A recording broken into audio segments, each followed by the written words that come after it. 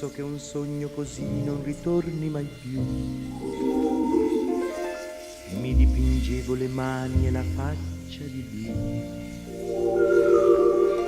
Poi d'improvviso venivo dal vento rapito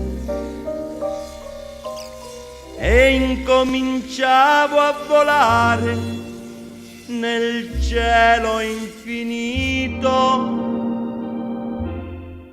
Volare, oh, cantare, oh, nel blu dipinto di blu.